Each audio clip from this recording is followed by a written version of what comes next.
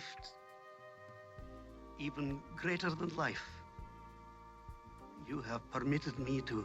Initially, Mission Impossible's creators wanted an instantly eye-catching team that could draw viewers in right away, so they approached the casting process with care and curiosity. Stephen Hill, already known for his work on stage and screen, impressed producers with his quiet intensity and natural authority during auditions, making him the clear choice for Dan Briggs, the team's original leader. Eventually, he was replaced by Peter Graves, who brought a softer yet commanding presence as Jim Phelps after a memorable screen test that showcased his unique blend of charm and seriousness. When it came to selecting Martin Landau for the role of Rollin, the creative team noticed his skills met the script's demand for a master of disguise. Landau's background in method acting gave him a knack for slipping into new personas, and chemistry tests showed his magnetic presence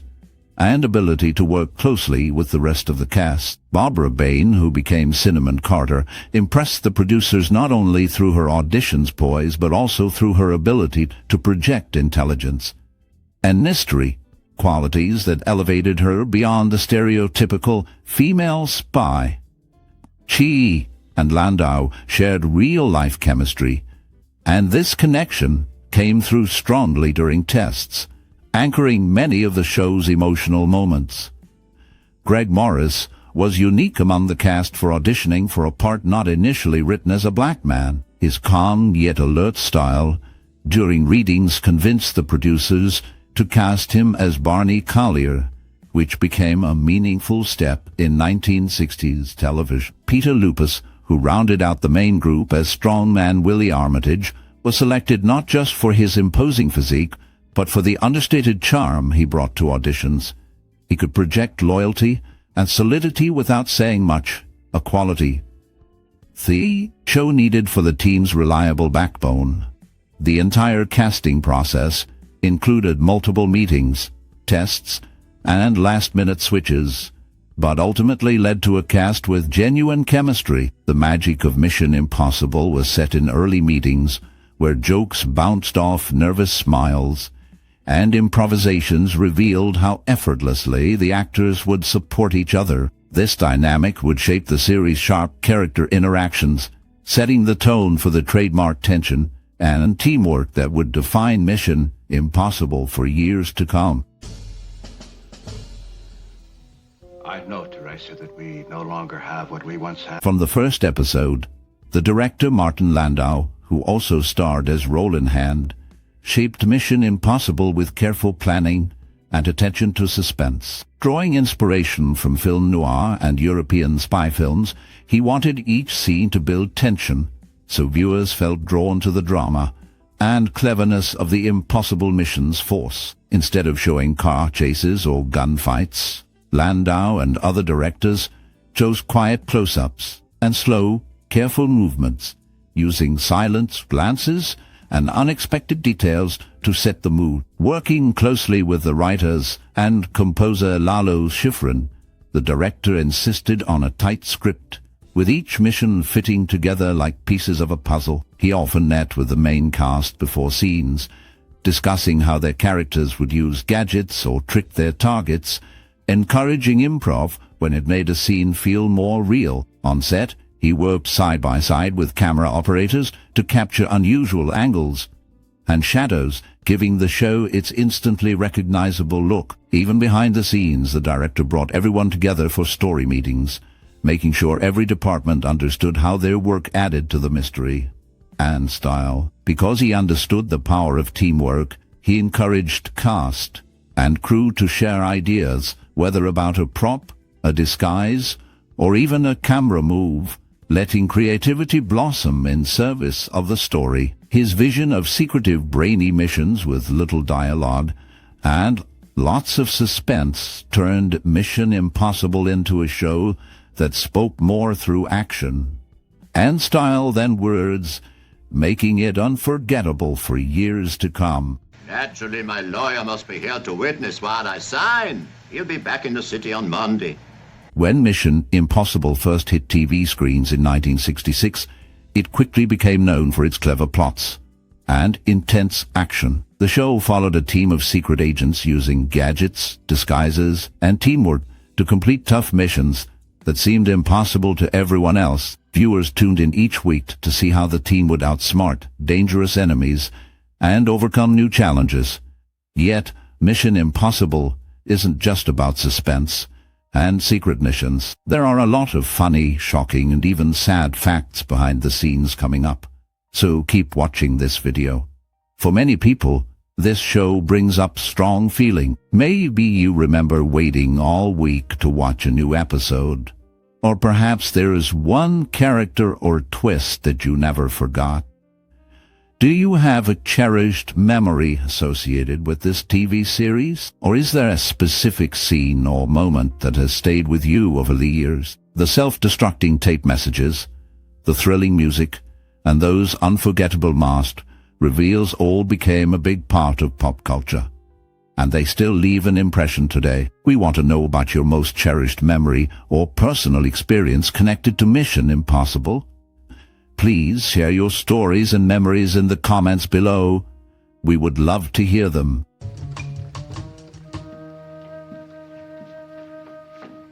Meanwhile, behind the scenes of Mission Impossible, in 1966, the production team faced unique hurdles as they worked to create the illusion of international intrigue, while mostly confined to the sound stages of Dassault Studios.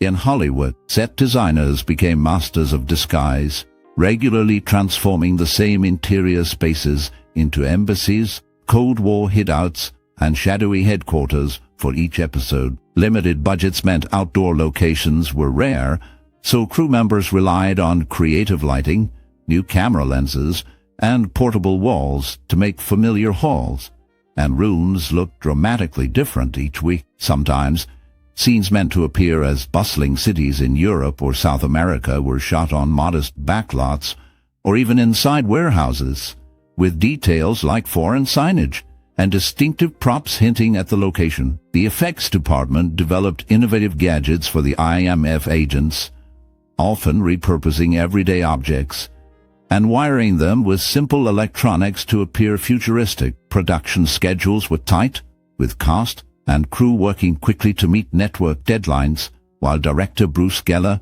pushed for a highly stylized look using unusual camera angles, rapid cuts, and split-screen techniques inspired by European cinema.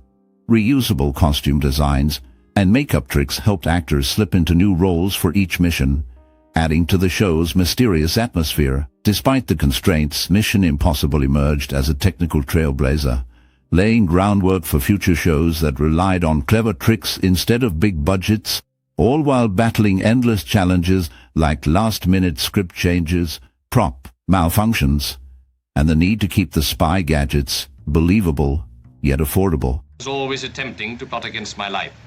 Unfortunately, I can trust no one, Ackerman. Back in 1966, Mission Impossible quickly became a television fixture, joining the ranks of other popular weekly series, and earning a devoted following among viewers eager for suspense and intrigue. Decades later, its influence still lingers. Those who watch the original broadcast often recall fitting the show into their study schedules, waiting eagerly for each new episode. Today, revisiting Mission Impossible on DVD brings a blend of nostalgia and critical reflection. Many note that the newly released DVDs boast excellent video transfers with vibrant colors and crisp images, and the soundtrack can be enjoyed in either its original mono or an updated surround sound mix, making the experience more immersive for modern audiences. Libraries providing these sets offer an easy way for both longtime fans and newcomers to rediscover the series, which differs quite a bit from the action-driven film adaptations that came much later. However, looking back, some viewers admit that the show's sophistication was perhaps more a product of memory than reality. With time, elements like the sets and characters can feel dated and somewhat artificial, embodying a style typical of the era. The daring missions, once perceived as cutting-edge, may now seem less polished and not as seamless as many remember.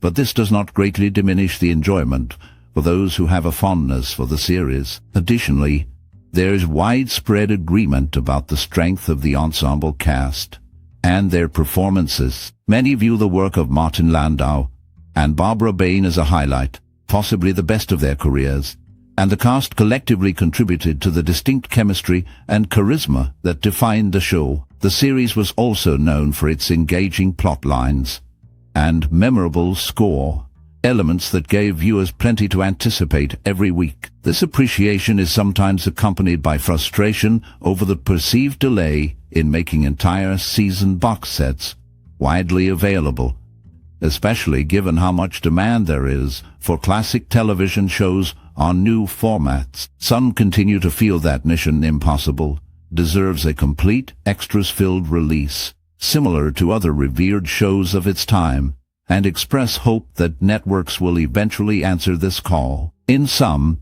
the original Mission Impossible is remembered fondly as both a groundbreaking series and a product of its time. For long-term fans, it remains an enjoyable piece of television history, worth revisiting even with a more critical eye. Meanwhile, those newer to the series, especially those familiar only with the recent movies, have an opportunity to experience the roots of the franchise. The show's combination of drama, intrigue, and creative storytelling continues to attract attention even as debates about its presentation and legacy persist.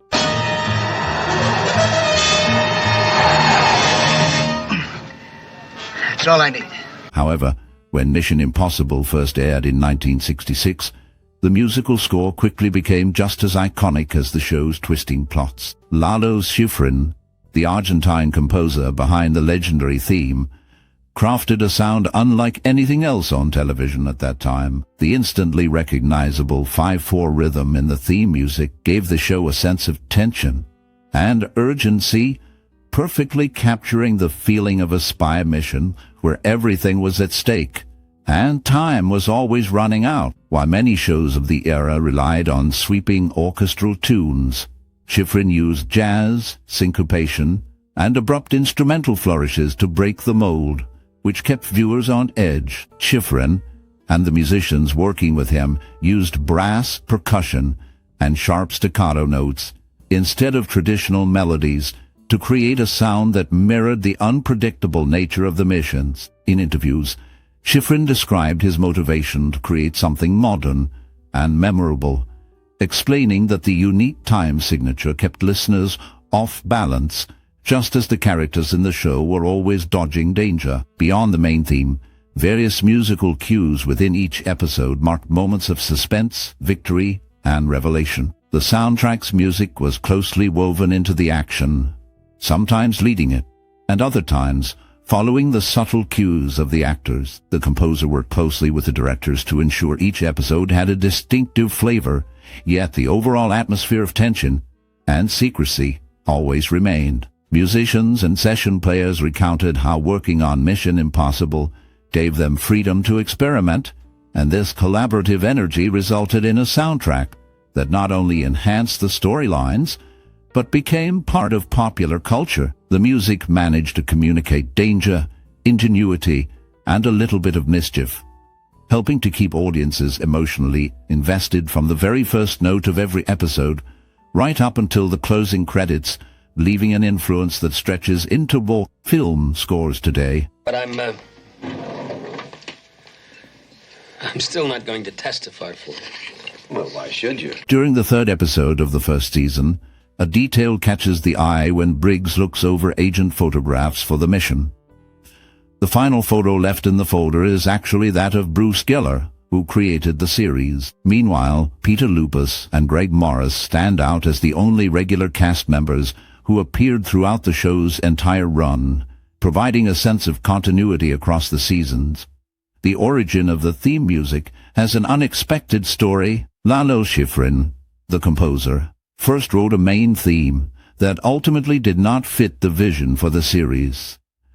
Bruce Geller made the decision to replace it after listening to some chase music Schifrin had composed for the ending of the pilot episode. That piece of music, originally written as a cue rather than a full theme, was then chosen and became known everywhere as the unmistakable sound of the show. Over time, the theme became so connected to the series that audiences often think of it right away. These behind-the-scenes stories, from casting choices to musical decisions, helped shape the atmosphere and identity that made the series memorable and recognizable even years after its original run.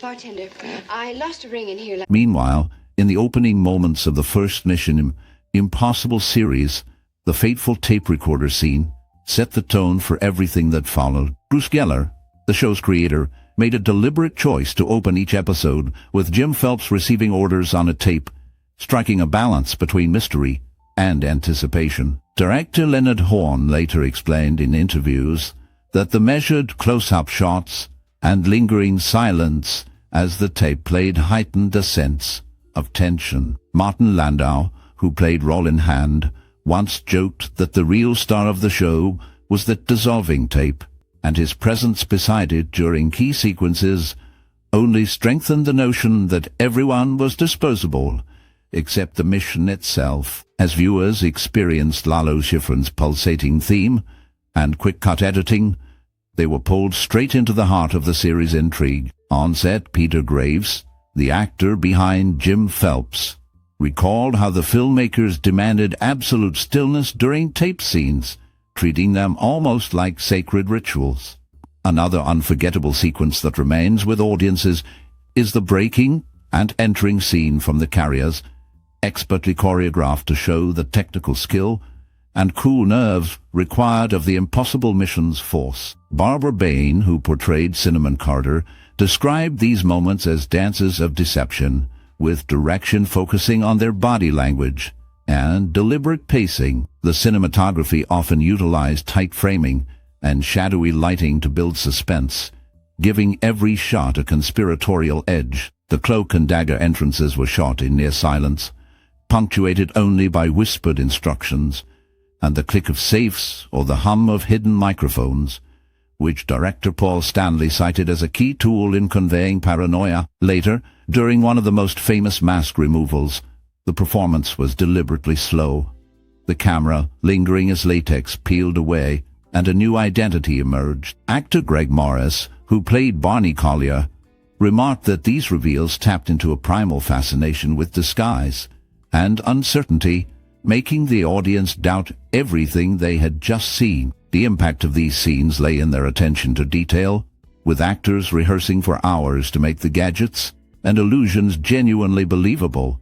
Critics observed at the time that this series demanded more from its audience, rewarding careful watching with visual clues about which realities were true and which were manufactured. The filmmakers played with perspective, slow zooms, and the rhythm of silence and sound, building wave after wave of tension without relying on overt violence. Interviews with the creative team revealed that their goal was to let the quiet moments speak just as loudly as the explosive ones, allowing viewers to fill in the blanks with their own fears and imaginations. These elements combined to create a series where suspense came not just from fast action, but from the subtle performances, careful direction, and a sense that anyone could be anyone at any time.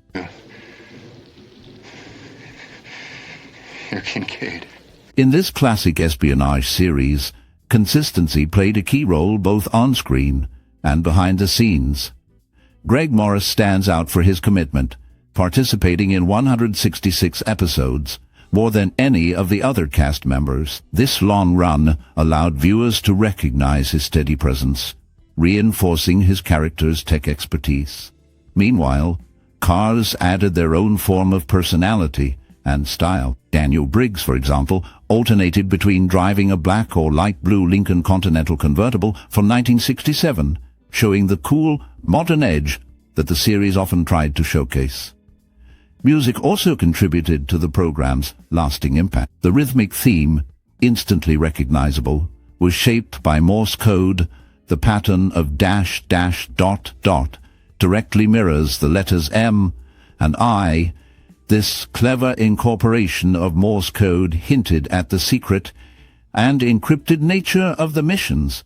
Further, encrypted nature of the missions, drawing viewers into the world of espionage and covert teamwork. The show's technical elements, from casting and vehicles to music, worked together to create a consistent experience that made each mission distinctive while still feeling part of a larger, well-coordinated effort.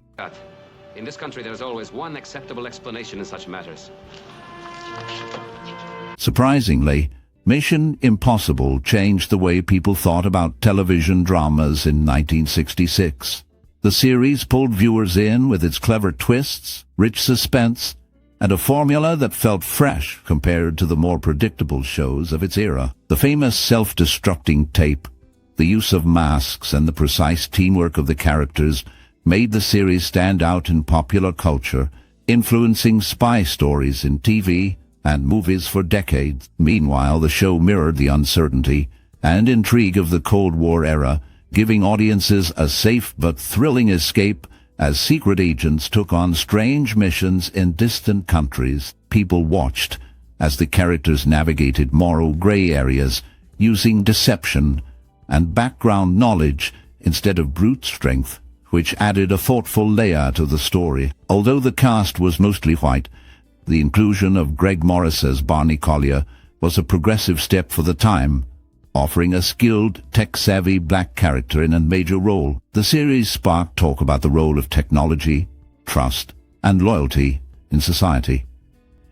Its creative use of gadgets and high-tech problem-solving hinted at the excitement and anxiety that people felt about new inventions and rapid change in the world. The cool, professional approach the team used to solve problems influenced how people imagined teamwork, intelligence, and modern heroes, making the phrase "your mission," should you choose to accept it, and its theme song instantly recognizable, even today. I had it right here in its pocket.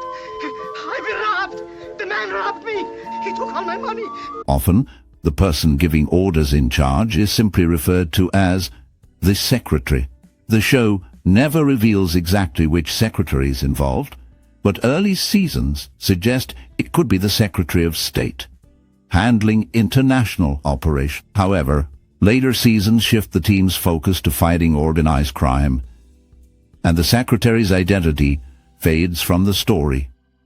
This change hints that the group handling these missions might have moved under the Justice Department's authority instead. Fans sometimes wonder if the Secretary means the head of the IMF unit itself, but the answer remains unclear. Meanwhile, the missions always seem to move swiftly from assignment to conclusion, but the timeline for how much time passes between each phase is never clear. No clues are given about how long the team needs to gather supplies, create plans, or even travel to distant places.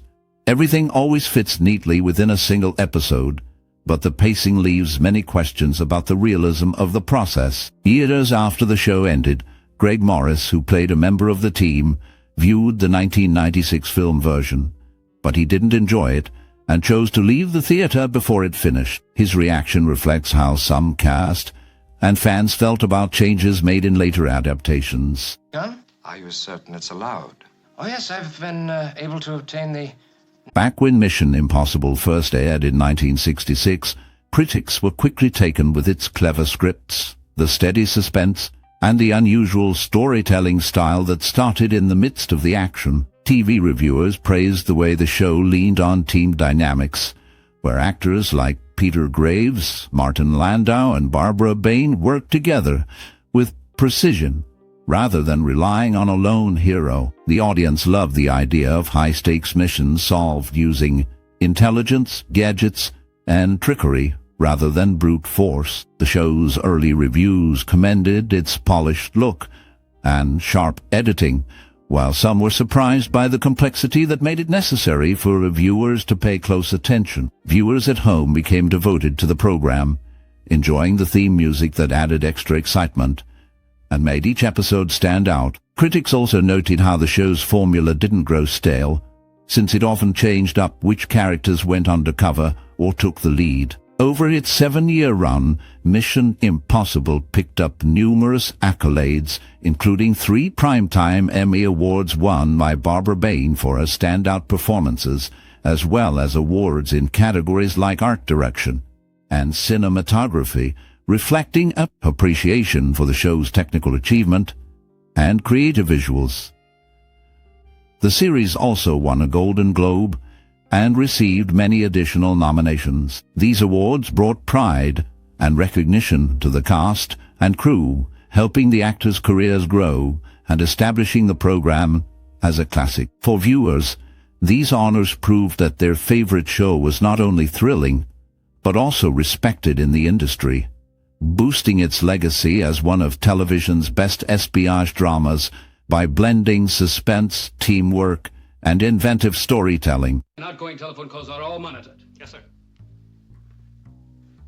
Captain, since my instructions are to sign the certificate of... Sometimes a TV show's cast draws in big audiences, but behind the scenes, real friendships can shape the series too. Peter Graves worked with a close group of other stars, including members of the Rat Pack like Dee Martin, Frank Sinatra, Peter Lawford, and Sammy Davis Jr.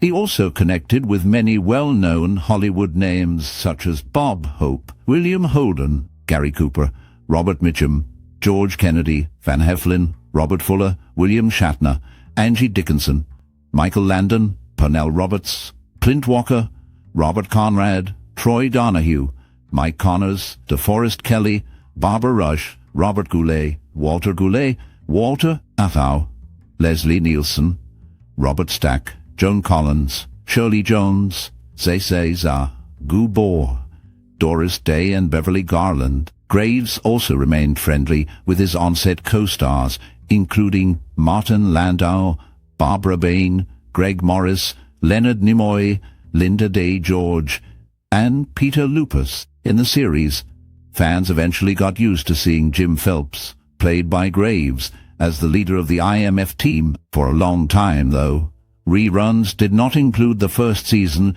because viewers were surprised to see Dan Briggs, played by Stephen Hill, leading instead of Phelps. This change in leadership caused some viewers confusion when the first episodes finally aired later. Bodybuilder Peter Lupus, who also starred in the show, is still alive today. With such a strong network of friendships among both television and film stars, and memorable shifts in key characters, this series stands out for more than just its plots. Did you hear that?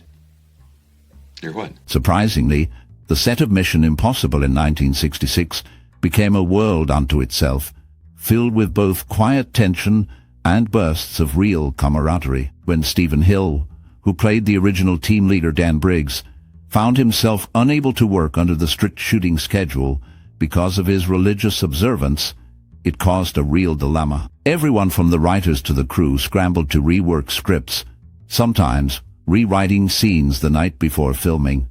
This challenge made the emergence of Peter Graves as Jim Phelps in later seasons feel almost like a miracle for everyone on set. Meanwhile, Martin Landau insisted on doing many of his own stunts, and sometimes that created small scares for the crew when tense action shots ran longer than intended, or Landau improvised with props on the fly. Often, Barbara Bain would show up at dawn, quietly rehearsing her lines with Landau, her real-life husband, making the relationship on screen feel all the more genuine. The gadget scenes that became the show's hallmark were always sources of technical headaches. The special effects team had to pull off tricks like self-destructing tapes and miniature explosives using nothing but sleight of hand, glue, and the occasional fish line. Even the iconic theme music would drift through the studio between takes, with crew members whistling Lalo Schifrin's unforgettable tune as they built elaborate sets. Rumors spread that the producers kept the crew on their toes by swapping storylines and props just hours before the cameras rolled, demanding everyone be quick and flexible, creating an odd mix of stress and excitement. Sometimes cast and crew joked about being on an actual covert mission, sneaking around sound stages and whispering about cliffhangers that even they didn't know the resolution to yet, since episodes were often filmed out of sequence. I'll need a couple of men. Unlike most agents in this story, Mimi Davis stands out for her unusual background. Played by Barbara Anderson, she is the only female team member to have a criminal record, with 4 years spent in prison.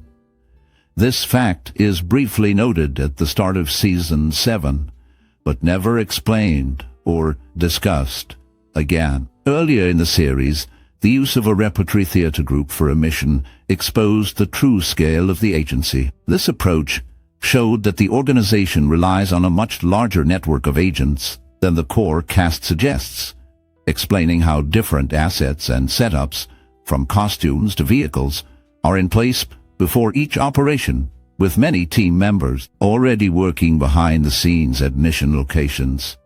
While the show is known for its rotating cast, one actor's story extends beyond the screen. Greg Morris, who played a key role, suffered a severe car accident in 1981 that required significant reconstructive surgery, affecting his career for years. He returned to television with a guest appearance in the 1988 remake, sharing the screen with his son, Phil Morris, in 1989, bridging 2 generations in the story's legacy.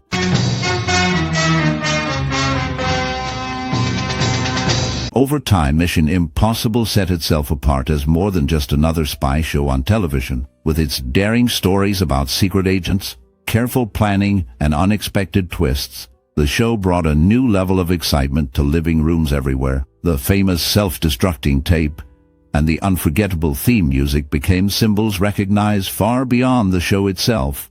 Later films and television series often took inspiration from its clever use of disguises and intricate plots. Movie directors learned to create suspense by building up tension, just as Mission Impossible did with each countdown to a mission. Its focus on teamwork over a lone hero taught future filmmakers the dramatic power of group dynamic. The show's clever gadgets and detailed plans shaped the face of spy movies for years to come.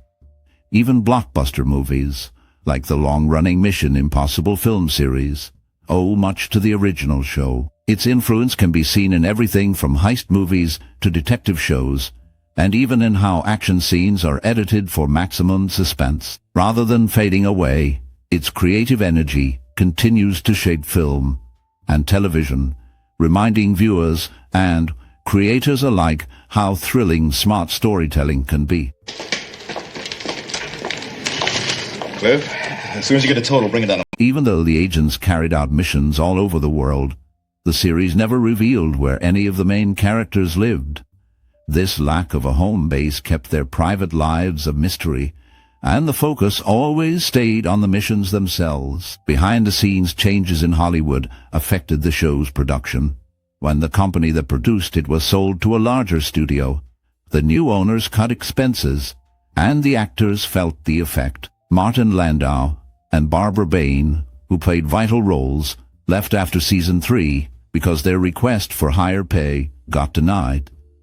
Their departure changed the team's dynamic on and off-screen. While most people remember the agents getting their orders from a tape that destroyed itself, early seasons actually tried out other ways.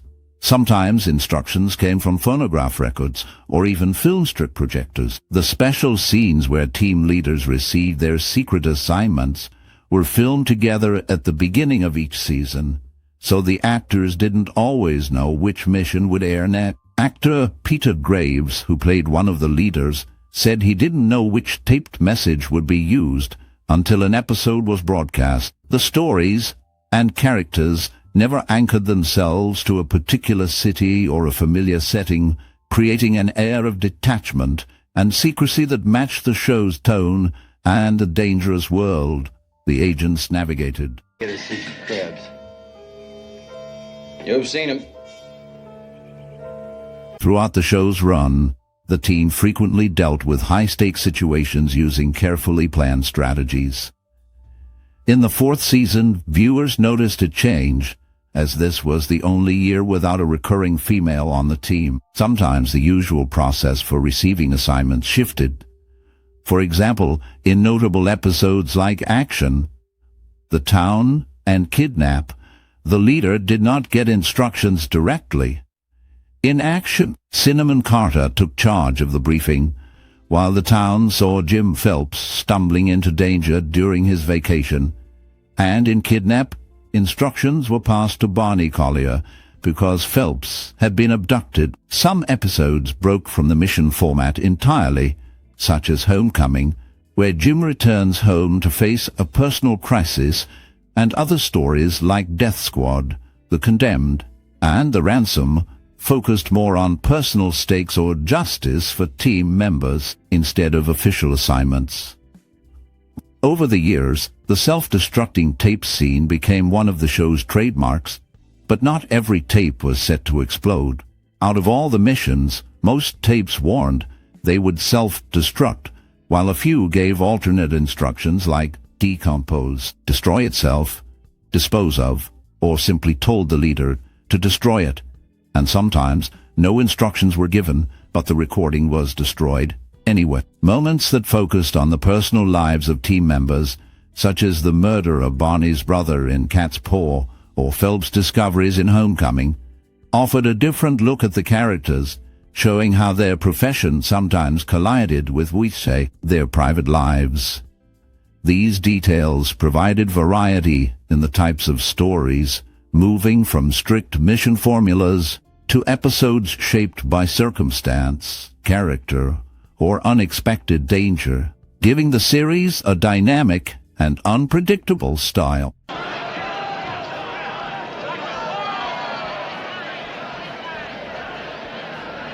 Strangely, only one of the main team members is shown to have a family tie. Barney Collier's brother, Lawrence, becomes central to an episode in which he is murdered, offering a glimpse into Barney's personal life in a way not explored for any of the others. Most episodes give no background about other family members, focusing attention almost entirely on the team's work.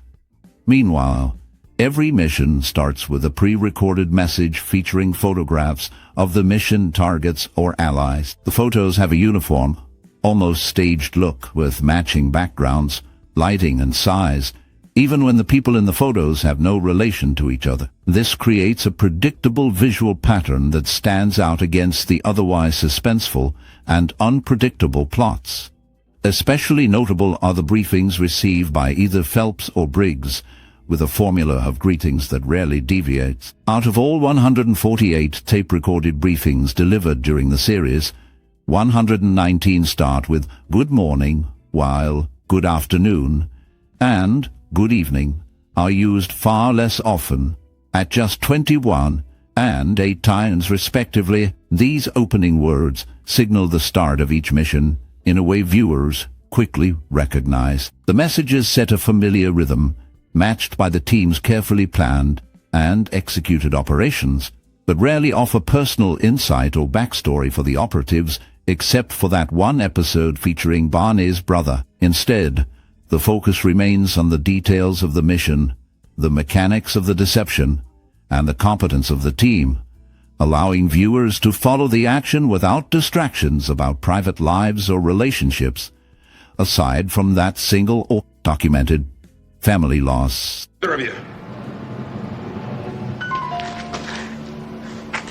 Over time, the cast and connections between various actors shape the show's enduring impact. Nori frequently crossed paths with Malachi Throne, working together not only here but also on other productions like Star Trek, Assault on the Wayne, and Star Trek, The Next Generation. When Jim Phelps took on leadership, he was usually seen driving a distinct greenish-blue 1967 Mercury Parklane convertible, the detail that gave his character a practical edge rather than a flashy one. Fans looking back often remember Martin Landau for his role as Rollin Hand, which became his signature performance, and made a lasting impression beyond the series. Early episodes set the tone with smart use of props, disguises, and teamwork. The main cast relied on practical solutions, often focusing more on planning and simple gadgets than on elaborate set pieces.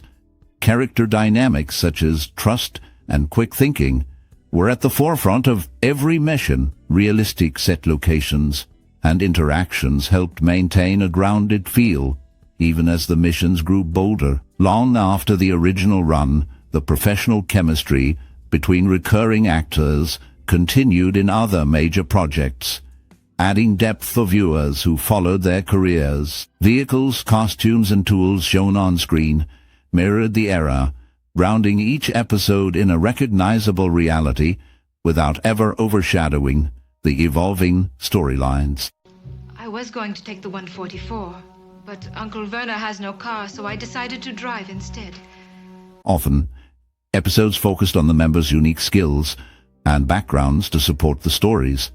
Cinnamon's range stood out most. In the episode called The Photographer, her full name is revealed as Cinnamon Carter Crawford, and viewers learn she is a retired model and a biochemist. She is usually shown as the group's nurse if a situation demands medical knowledge, which was established early in the series. When her background as a secret government biochemist is presented as a possible cover, it allows her to participate in multiple missions without being widely recognized, giving credibility to her frequent role in the field. Meanwhile, the actor Leonard Nimoy became known not only for his work with the team, but also for sharing the screen with William Shatner on 6 different shows, including well-known series such as The Man from UNCLE, the animated and live-action versions of Star Trek, T.J. Hooker, and even Futurama decades later. Although the first 5 years focused on global espionage and problems far from home, later episodes changed direction. The final 2 seasons shifted focus, and the plots revolved around American gangsters and criminal enterprises inside the United States, moving away from international affairs and adapting to new storytelling styles and settings.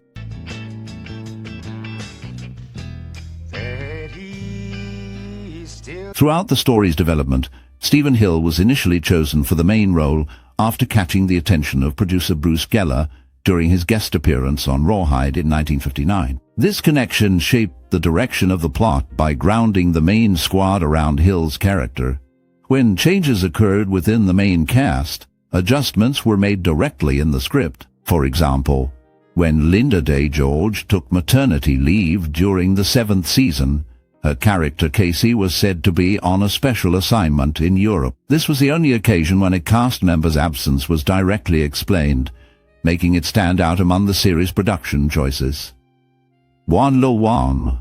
Consistency in setting was important, yet actual filming locations often doubled for foreign countries, with scenes regularly shot on the campus of the California Institute of Technology in Pasadena, which served as a convincing backdrop for locations outside the United States. Filming technicalities and cast management reflected the adaptability of the production team, who ensured that the story remained seamless for audiences even when behind-the-scenes changes took place. Innovations like weaving cast absences into the plot and using workable Californian sites for global adventures became hallmarks of the series' practical approach, helping to maintain continuity and suspense episode to episode. Hey, go! Okay, mister, you'll be hearing from me. Sometimes small details in a mission can reveal how careful the team must be, such as when Barney has to step into the role of a computer programmer in an episode. When questioned about the absence of the regular programmer named Mr. Connery, Barney explains that Mr. Connery is on another assignment. This quick answer prevents suspicion and allows access to a vital computer room. On screen, practical effects and familiar locations shape the story. The entrance to prisons or restricted buildings in multiple episodes was actually the ornate white archway with a metal gate on the Paramount Pictures lot, serving as a recurring landmark for viewers who might recognize the Hollywood studios gate with each new dangerous plan. At the same time, the cast brought consistency and chemistry over the years. Barbara Bain and Martin Landau, a real-life married couple, worked together as lead characters here before later appearing in another science fiction series together, building on their strong partnership. Their presence, along with the reuse of sets and clever writing, helped create a unique style marked by resourcefulness and character interaction. Storylines made good use of suspenseful cover stories and tense encounters. Right now. Often, the action moved through rows of warehouses and office spaces that looked like real city buildings. But these scenes were mostly filmed on the Paramount lot. The team worked inside these industrial settings to stage their operations, using the studio's own sound stages and backlot for most missions. In some later stories, viewers spotted Jim Phelps driving a rare 1969 Dodge Coronet RT convertible. Car fans recognize this as a unique appearance because only a few of these cars were ever made, making it a remarkable choice for a lead character. Throughout each episode, music played a big role. Instead of using many new songs, most cues were different versions of the main theme. This theme changed often, played on instruments like harpsichords, military drums, pianos, and string sections. Sometimes the music was done in jazz or other modern styles, but it always came from the same melody. These musical changes fit the moods of each mission and helped set the scenes without words. Every small shift in sound signaled a change in tension or action, and the use of repeated themes tied the whole series together and made it easy to recognize.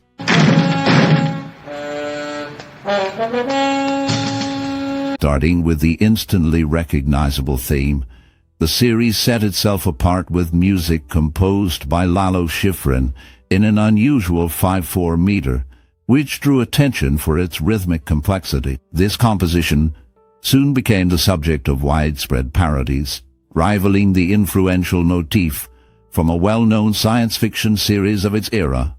In terms of production, the studio needed to manage costs efficiently. Existing exteriors and interiors on the studio lots, previously used in productions like Star Trek, were repurposed frequently. Giant hotel lobbies became royal palace halls, and basement cells easily shifted roles between dungeons and prisons in different storylines. Despite these repeated backgrounds, the illusion of new locations remained effective thanks to careful redressing.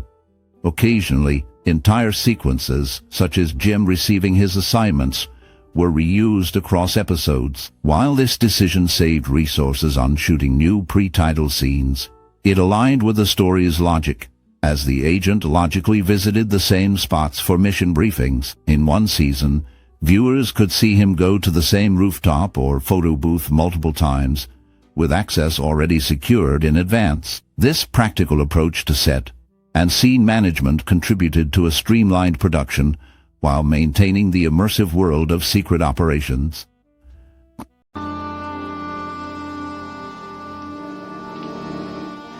Often, actors from Star Trek the original series found themselves working here as well, because both productions shared the same studios, first at Disalu, then at Paramount. Not just background players, but major Star Trek cast members like George Takei, William Shatner, and Leonard Nimoy crossed over into guest roles, while actors such as Vic Perrin and Percy Rodrigues also showed up in both universes. The link continued over the years, as some performers who appeared on this series later showed up elsewhere in the Star Trek franchise. Another point of interest is its recognition by critics, as this show was named in the list of 1001 television series everyone should watch, which speaks to its impact on television history. While the cast shifted many times, Greg Morris and Peter Lupus stood out as the only original members to appear throughout the entire series run, though Lupus did briefly leave during Season 5, when Sam Elliott stepped in for about half the episodes. Despite these cast changes, the show kept a consistent style and structure. It made use of guest stars from a large pool of familiar faces, especially those also found on Star Trek, which gave the episodes a sense of continuity and familiarity for audiences. The connections between production studios and recycling of acting talent helped shape the television industry at the time and established a pattern recognized by fans even decades later. General Kirsch is here. Finish preparing him. In the late 1980s, only Peter Graves returned from the original cast, stepping back into his familiar leadership role as if no time had passed. His involvement bridged the classic era and its revival, maintaining continuity for viewers who had followed the story since its first days. Among the many guest stars who passed through the series, John Vernon stood out as a recurring antagonist, appearing 4 times, which was just one fewer than Anthony Zerbe's record of 5. Vernon's portrayals brought a variety of challenges to the central team, keeping storylines dynamic and unpredictable. Interestingly, within the team itself, Willy Armitage set himself apart in a quietly unique way. While many characters in the series could be seen smoking, Willy was one of the rare team members who did not pick up the habit, which made his presence on screen a subtle distinction. Each of these facts adds to the texture of the show and highlights how choices in casting and character behavior contributed to its identity across different eras.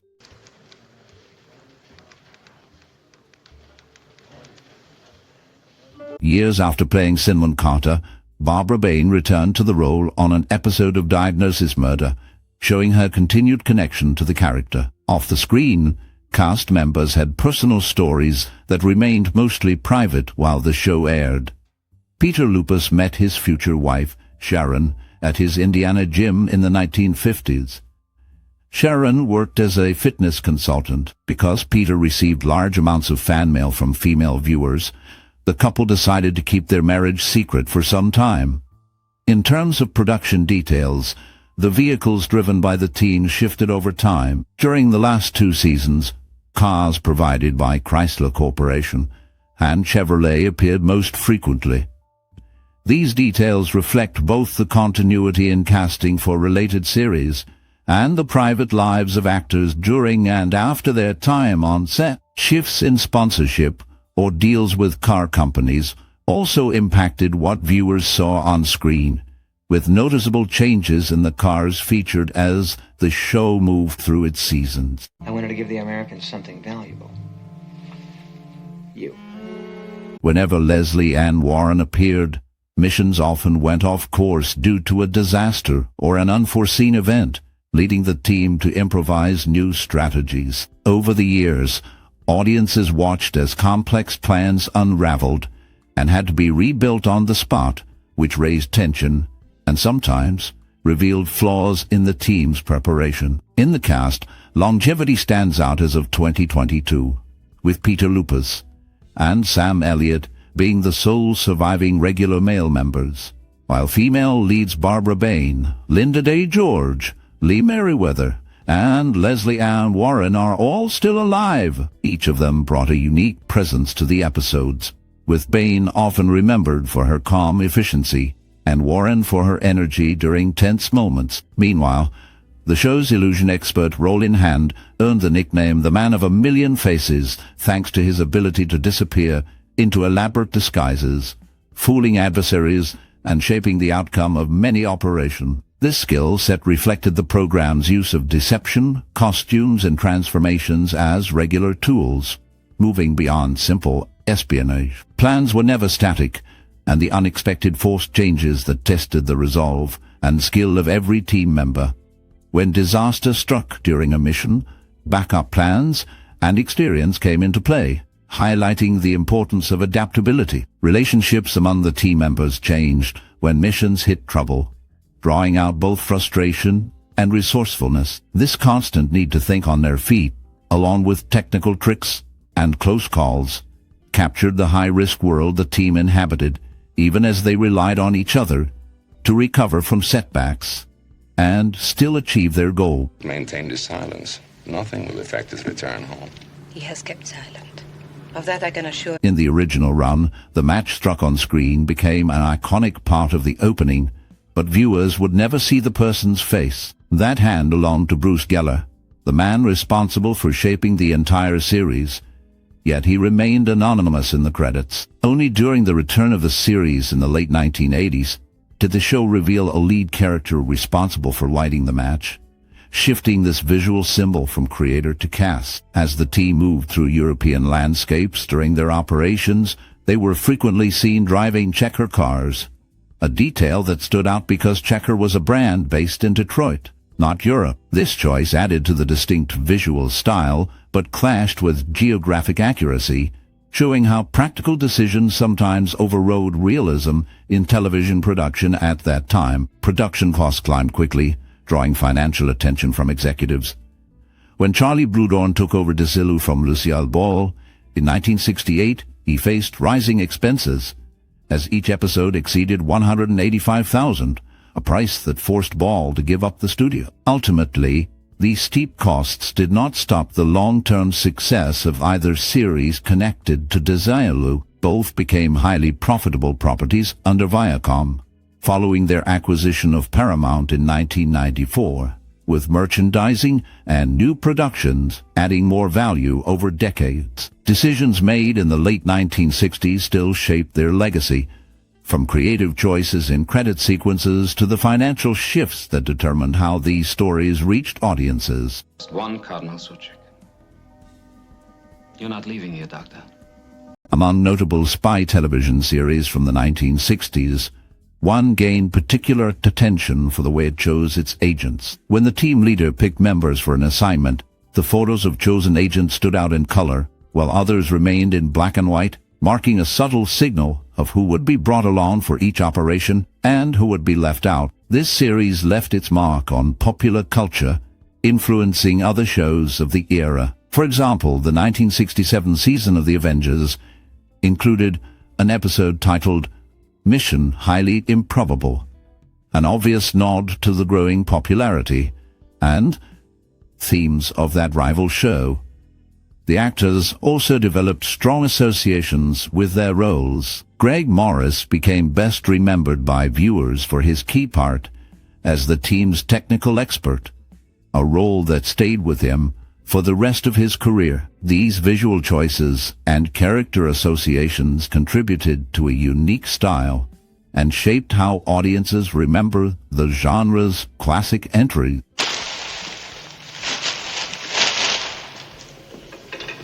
Back when Mission Impossible first aired in 1966, television was changing how people experienced stories at home, and this show stood out with its clever plots and unforgettable suspense. Many remember the thrill of hearing the unforgettable theme music, watching Jim Phelps and his team outsmart impossible odds, and seeing how teamwork and gadgets could outwit any villain. Some viewers found themselves inspired by the sheer ingenuity on display, the disguises, the tense tape recordings, the secret messages that would self-destruct. Others may have felt the rush of seeing something that looked as sharp as a movie, with well-written twists and characters who rarely relied on brute force to get things done. For some, it was a family event, gathering by the television to figure out the next step before the team did. If you grew up with it, or if you rediscovered it later, maybe you caught yourself thinking of how it raised the bar for what television could do, or how it shaped your taste for smart storytelling, action, and suspense. Maybe it even changed how you saw cinema as a whole, encouraging a love of complex, clever plots in both movies and shows. When you share your own stories in the comments, you invite someone else to remember with you, or to see the series with fresh eyes. Let's start a conversation about your favorite episodes, standout characters, all the ways Mission Impossible became part of your own story. The King. Sharing and subscribing helps bring even more voices into the conversation, so we can keep exploring how the stories we love have changed us and help make television history together. He's buried where? Toledo's. He was wearing one of those watch cameras when he got it. The action may have ended, but the story is far from over. Behind the high-stakes missions, the faces of Mission Impossible became legends in their own right. Now,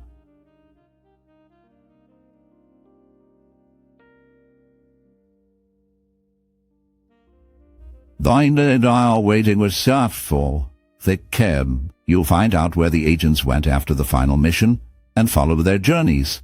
Some into stardom, others into surprising new careers, personal challenges, and unexpected turns. Which cast members embraced the spotlight and who chose a quieter path? Did anyone disappear from Hollywood, or did some return in unexpected roles? Uncover the enduring bond between the actors and see how their Mission Impossible years changed the rest of their lives. This bonus segment reveals the untold stories and fascinating details that even superfans may not know, complete with rare insights and compelling moments that capture life after the impossible. Prepare for a different kind of adventure.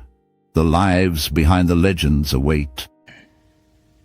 9th month, 4th day, September the 4th. Vernon's turn as General Ramon Sabatini on Mission Impossible in 1966 was icy and commanding, a portrait of power corrupted by paranoia and ambition. Vernon's portrayal pulled the viewer into the quiet menace behind Sabatini's clipped words and cold stare, an image not easily forgotten. After the role, Vernon moved across film and television, but his off-screen world was unraveling. His blunt Canadian charm, which once helped him land villainous roles, made him difficult to manage. Industry whispers followed him from set to set, director fallouts, unpaid debts, and arrest for public drunkenness in the early 70s. The pressure of keeping his career afloat led to battles with alcohol, and a messy, public divorce in the late 70s. News stories painted a picture of a talented man slipping into darkness. Still, Vernon's work endured, with memorable parts in Animal House and Dirty Harry, proving his talent even as personal troubles grew. He died in 2005, with his last years marked by reclusion and broken ties, leaving fans and friends to speculate about the private battles that haunted his final days. Anything comes up, that's where I'll get a hold of you. Thanks. I'll have one of my men drive. Charlie Picerni appeared briefly as the border guard in the original Mission Impossible series in 1966, a role that captured his rugged intensity but went largely uncredited amidst the whirlwind narrative. Though just a small part, the border guard was a shadowy presence, his sharp eyes hinting at violence poised behind a uniform, opening the door for Picerni's reputation as a go-to tough man on screen. After Mission Impossible, Picerni did not settle into easy stardom. Instead, he became one of Hollywood's most prolific stunt performers and coordinators, but behind his on-screen heroics, his off-camera life spiraled into turbulence. In 1978, Picerni was publicly entangled in a violent on-set altercation during the filming of Vegas, resulting in legal troubles and a bruised industry reputation. He survived a near-fatal car accident in 1984, an event that left him with lasting injuries and rumors of addiction to painkillers. Despite private struggles and accusations of self-destructive behavior from co-workers, Picerni rebuilt his career, training new generations of stunt coordinators and quietly advising on blockbuster projects. In later years, he withdrew from public view, rarely appearing at industry functions and declining interviews. The last known information places Picerni living in seclusion in Southern California, his phone disconnected and legal records silent since a 2009 court appearance regarding a disputed property deal. His legacy is one of silent shadows, whispered danger, and a career that thrived in Hollywood's dark, dangerous corners, never far from the edge.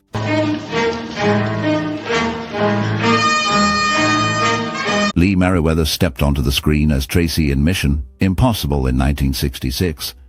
Her character sharp, secretive, and always a step ahead. Tracey brought a rare edge, making Lee stand out with icy poise and quick thinking amid schemes and betrayals. Away from the spotlight, Meriwether's fame surged after winning Miss America in 1955, but the years after Mission Impossible grew darker.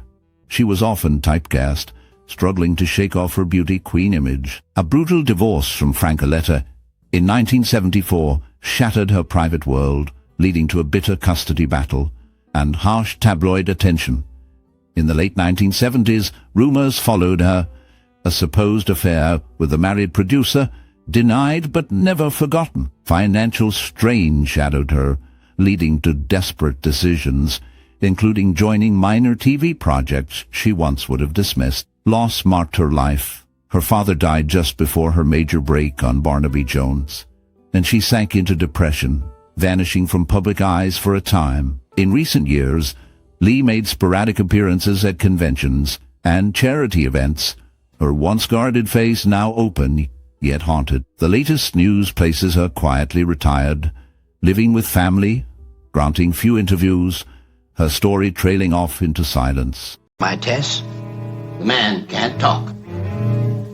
Well, why hasn't he been sent to... Sam Elliott appeared briefly as Doug Robert in Mission Impossible in 1966, a minor but striking presence that showcased his rough-edged style and intense gaze, foreshadowing the gravitas he'd bring to later roles. After Mission Impossible, Elliott's career took a slow, uncertain climb.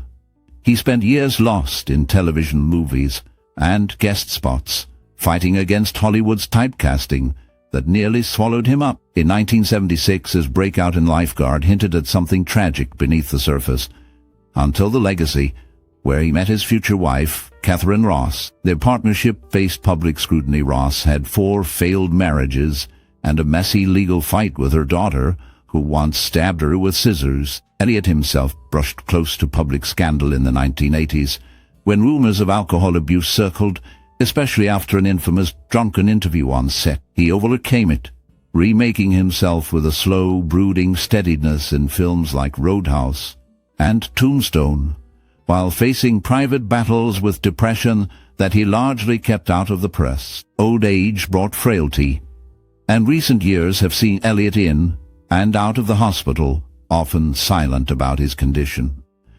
As of last report, he lives quietly with Ross, largely withdrawn from public life. His deep voice now a rare commodity. It's all right. Go back to sleep. We're here together.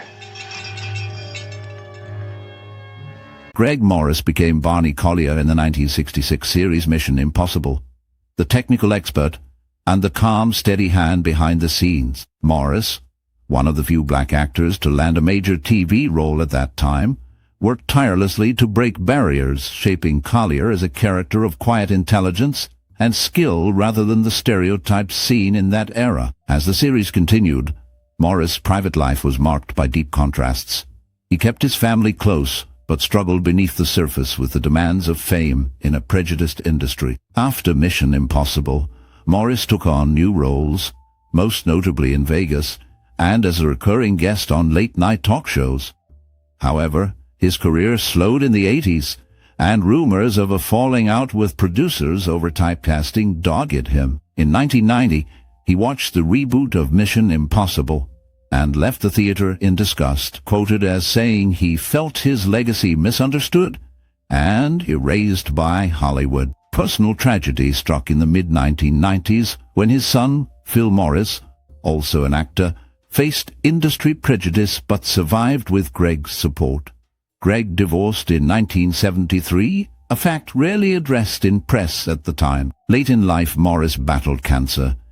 He died in Las Vegas in 1996, with little fanfare or acknowledgement from the industry he helped break open. His last years were quiet, shadowed by disappointment toward Hollywood's treatment of both him and his role.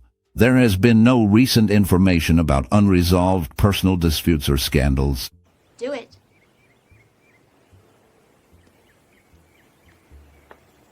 Leonard Nimoy took over as Paris, the enigmatic master of disguise, in the 3rd season of Mission Impossible after Martin Landau's exit. Nimoy's piercing gaze and quiet charisma drew attention, lending the role a subtle menace and depth. Fresh from Spock's shadow, he wrestled with being typecast, privately longing for creative control. The industry saw him as a science fiction prop, stifling his hunger for serious theater and photography. Away from the screen, Nimoy's life spiraled. In the 1970s, he struggled with alcoholism, his marriage fractured by obsession with work and fame. A lawsuit with his first wife over assets threw his finances into chaos. In later years, Nimoy fought hard to reclaim his identity, exploring poetry, photography, and offbeat stage roles. His 1975 memoir, I Am Not Spock, became a lightning rod, stirring anger among Star Trek fans and fueling rumors of a Hollywood falling out. Later, he made peace with the role, writing I Am Spock, but his health declined, and he publicly battled chronic obstructive pulmonary disease. In his final years, Nimoy stayed active on social media, leaving cryptic messages about mortality and legacy. The last known footage captured him painting alone in his home, voice frail but eyes sharp. The premiere. I am being directed to play you as a fool and a fraud. Martin Landau took on the enigmatic role of Rollin, a master of disguise and deception. In the 1966 series, Mission Impossible, Landau's performances transformed Hand into a shadowy figure, a man who could slip into identities almost too easily, raising questions about where the character ended and the actor began. Landau was offered only a recurring role, yet his magnetism put him at the heart of the show's tension and ambiguity. Leaving after 3 seasons, amid contract disputes and mounting creative frustration, his post-mission years were marked by both professional triumphs and personal darkness. Landau's career descended into long stretches of typecasting and rejection, punctuated by bitter disappointments, including a string of roles he publicly regretted. His personal life unraveled. His marriage to Barbara Bain deteriorated, and he struggled with depression and distance from his daughters. The shadow of missed opportunities haunted him as he lost out on roles in Star Trek, North by Northwest, and The Fugitive. But Landau's resurgence came in the late 1980s, culminating in an Oscar for E. Wood, though many whispered about his troubled relationships and the years of bitterness that followed Hollywood's indifference. In his final days, Landau lived quietly in Los Angeles, wary of the industry's false promises, his guarded interviews reflecting a man molded by secrets and survival. Just sign here where it says delivery refused. It'll cost another $150 Monday, though. Peter Lupus became a mysterious icon as Willy Armitage in the 1966 series Mission Impossible, playing the quiet, near-silent strongman whose hulking presence made him the team's muscle. Unlike his talkative co-stars, Lupus spoke few words on screen, letting his physicality say everything. After the show, Lupus struggled to escape the shadow of Willy, though he appeared in smaller roles in TV and film, including stand-ins on The Love Boat and Fantasy Island. He found himself typecast by his imposing frame.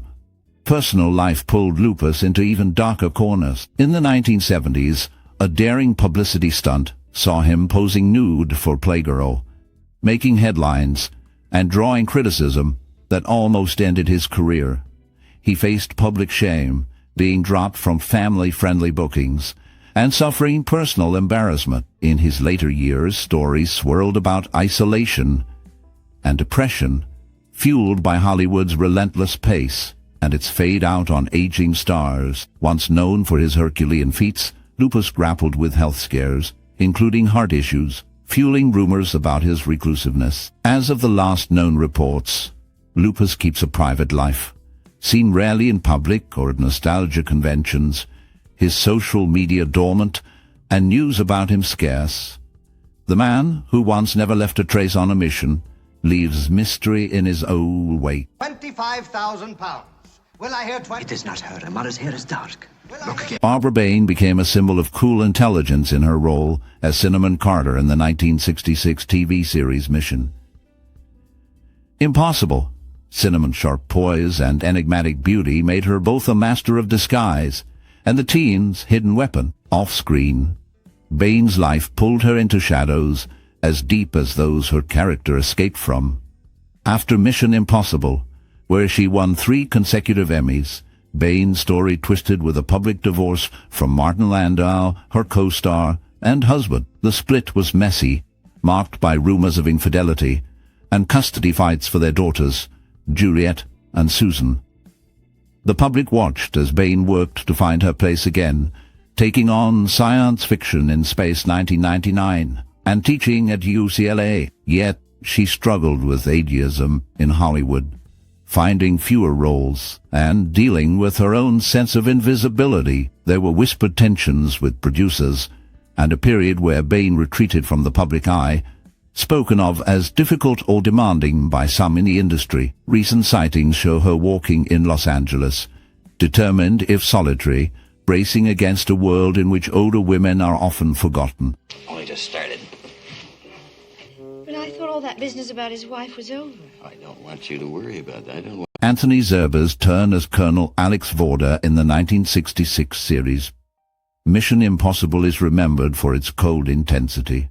Vorder, calculated, secretive, yet unpredictable, gave Zerbe a chance to display his trademark glare and simmering menace. More than a typical villain, Vorder was a man of secrets and shifting loyalties. Even his brief moments cut deep with repressed violence. This role marked Zerbe's leap into Hollywood's shadowy corridors, a leap that set the tone for his later work. After the show, Zerbe's career twisted through smoky avenues of film noir and action, from The Omega Man to License to Kill. Short, sharp appearances left strong echoes. Industry rumors swelled about him, feuding with directors. Not just career storms followed Zerbe. In the 70s, his marriage unraveled in public, tabloids feeding off rumored infidelities, and late-night altercations in West Hollywood. Money troubles lingered, culminating in a tax scandal that bled into the 80s.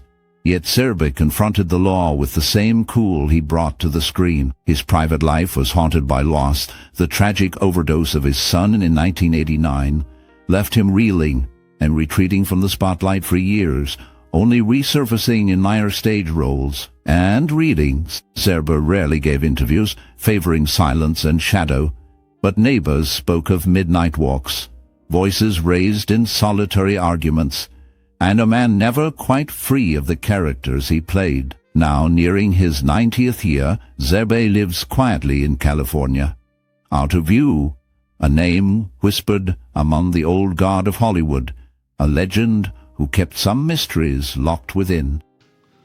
Somebody vulnerable. Brooke. Stephen Hill played Daniel Briggs in the first season of Mission Impossible in 1966, bringing a sense of deep authority and quiet tension to the role. Unlike the others, Briggs was enigmatic, carrying secrets behind his eyes. Behind the scenes, Hill's time on the show was troubled. As an Orthodox Jew, he followed strict religious observances, refusing to work on the Sabbath, which clashed with the relentless TV schedule and led to silent battles with producers. He was abruptly let go after just one season, leaving unspoken wounds in his career.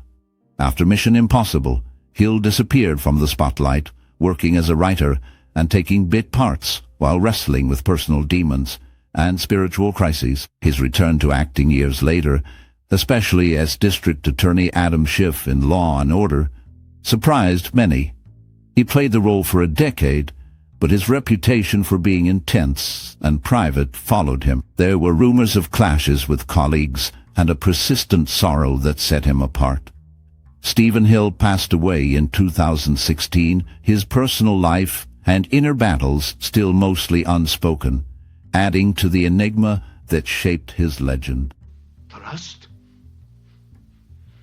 He wants me to implicate hundreds in a plot that does not exist. Sid Haig appeared in the 1966 series Mission Impossible as Musha, a brief but powerful role that hinted at his unique presence, even in a cast crowded with shadows and secrets. Musha, with a cold stare and unpredictable loyalty, set the tone for the menacing characters Sid Haig would later embody. After his brush with the world of spies and double agents, Sid Haig's career became a winding labyrinth. Notoriously typecast as villains, his image was forever marked by rough men with broken codes. By the 1970s, he became an icon in horror and cult films, especially under the direction of Rob Zombie. His role as Captain Spaulding in House of 1,000 Corpses brought him both late career fame and unwanted attention. The fame came with the cost stories of brawls on set, rumors of dark deaths, and a period in the 1980s when he vanished from Hollywood. Haig was said to have struggled for years with substance abuse and declining health, fighting to reclaim a place in a world that often forgot the faces behind the monsters. He kept his marriage quiet, shielded his private life from the press, and rarely spoke of a deeply personal lawsuit involving his finances in the late 2000s. Sid Haig died in September 2019 after complications from a fall and a battle with a lung infection. Despite the fame, mystery surrounds his final days. He faded away much like the characters he played, leaving more questions than answers. On fuego. This man tried to kill us. I was forced to shoot him. You are under arrest. Didn't you hear what... Lesley Ann Warren stepped into the shadows of Mission Impossible in 1970 as Dana Lambert, the only female member of the team after Barbara Bain's departure. Having just turned 24, Warren brought youth and a striking vulnerability to her undercover roles, quietly reshaping what strength could look like on 1970s television. This part, mysterious and demanding, tested her. Rumors soon spread that tension with the show's cast and crew, especially Peter Graves, made her one-season tenure bitter. Discontent with the scripts and feeling sidelined, she left after just 23 episodes, vanishing almost as quickly as she'd arrived. Warren's career afterward was tumultuous yet prolific. She became an Oscar nominee for Victor Victoria, found television stardom again in miniseries and comedies, and courted controversy by rejecting typecasting. Her personal life grew complicated.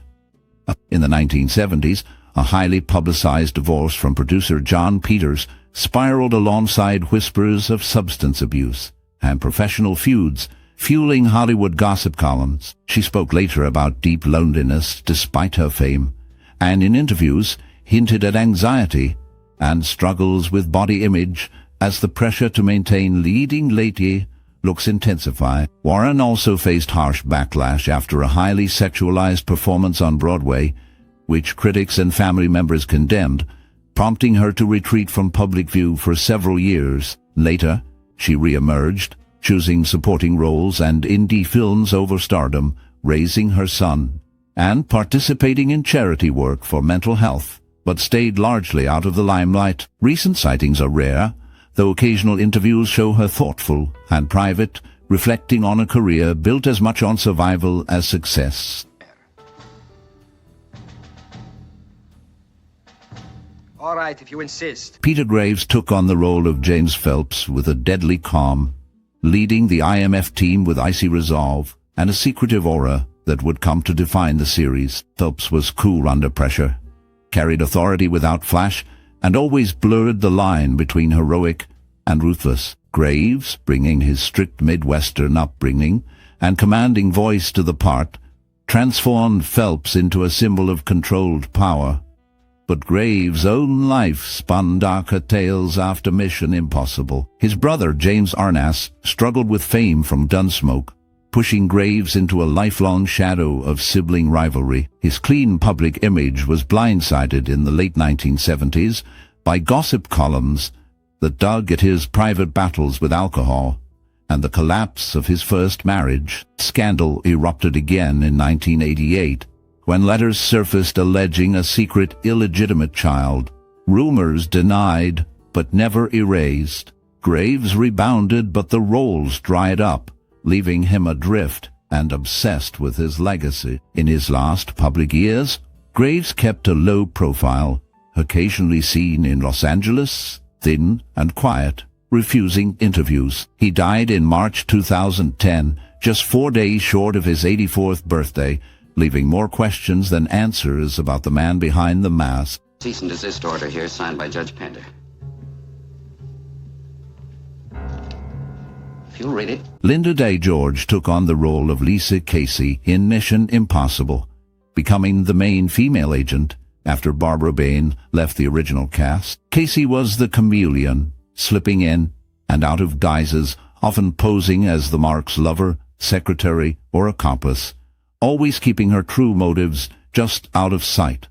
Off-screen, her life moved in strange, unpredictable ways. Married to Christopher George, a frequent co-star, the two were inseparable until his sudden death in 1983. The loss shattered Lynda, winding down her career.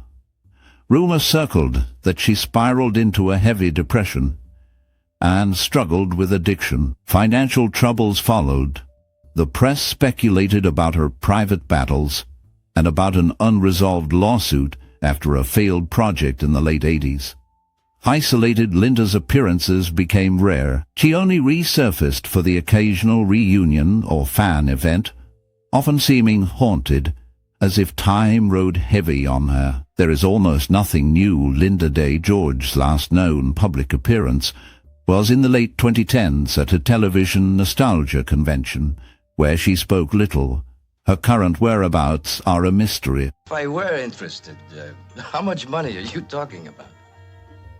Not much. Mission Impossible was more than just clever disguises and ticking bombs. The series pushed its cast and crew to the limits with the show's breakneck pacing and intricate plots, changing their lives both on and off the screen. Peter Graves nearly turned down the role of Jim Phelps, but later called it the part that defined his career, even though it brought him pressures that sometimes threatened his health. Martin Landau and Barbara Bain's legendary partnership saw them become stars together, but they also faced tough contract battles with the studio, especially after their Emmy-winning runs. Greg Morris broke ground as one of the first black actors in a lead role on primetime TV, while Leonard Nimoy, freshly famous from Star Trek, navigated the shadow of Mr. Spock and learned to reinvent himself with each episode's demands. For all the glamour, life off-screen held hardship, and victories from Landau, and Bain's tumultuous split to the pressures of fame and typecasting. Did you grow up watching Mission Impossible, maybe rushing to the TV to catch that explosive fuse and the famous self-destructing tape? We'd love to hear your stories or memories, whether it was a favorite episode or a moment that stuck with you. Share your thoughts in the comments.